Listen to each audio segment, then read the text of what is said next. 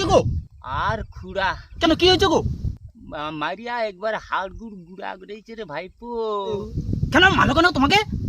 তুই তো যাও ভাইপো, হ্যাঁ আমার তো হরে কৃষ্ণ দোষ আছে। কি বলে? হ্যাঁ সে তো আমি জানি, তোমার চেহারা দেখলে বুঝে যায়নি তোমার আলুর দোষ আছে। তারপর কি হলো?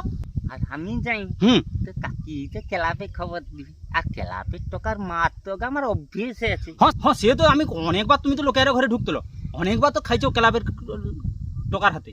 আর সে ভোটটা যে হচ্ছে, হ্যাঁ সিআরপি তো আছে, হ্যাঁ আর সে শালি যে সিআরপির কাছে যাবে কে যায়?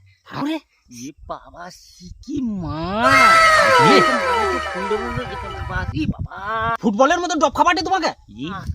ভাইপো এই দেখ এটা কি করছে? এ তো আলু কর দিচ্ছ গো, দেখি দেখি দেখি দেখি ভালো করে দেখি। হাই গাইরি আরে সাই, এ তো ফুলিয়া আলু হয়েছে। ও ভাইপো হ্যাঁ আর কইছ না রে ভাইপো, ডাক্তারের কাছে লিয়ে আসো। হ্যাঁ ডাক্তারের কাছে নিতে তো হবে, নাহলে তুমি লোকের ঘরে ঢুকবো কিরকম? ভাইপো সারি লেছি ধুতিটা পরি থাম রে। তুমি ধুতি রাখো, খুলো তো। আরে না রে ভাইপো একটু ধুতিটা পরি যাই কেন স্টাইল মেরে যাবো আর কি ডাক্তারের কাছে? ও বুঝতে পারবে না লোকেরা রাস্তায় মাছে নাকি বুঝতে পারবে। চল চল চল চল, ও কথাটা কইব এই তোমার বাচ্চাবার অভ্যাস জানেনি লোকে, আরে যে ঘরে যাত্রার ঘরে ঢুকে যাওয়া এই অভ্যাসটাই ভাইপো জানি। তুই তো জামুতি আমার রোগটা। হ্যাঁ সেটা তো আমি জানি, আরে তোমার মতন অত সচ্চরিত্রের লোক আছে দেশে। হ্যাঁ হ্যাঁ আলু দোষটা একটু কাটাও না।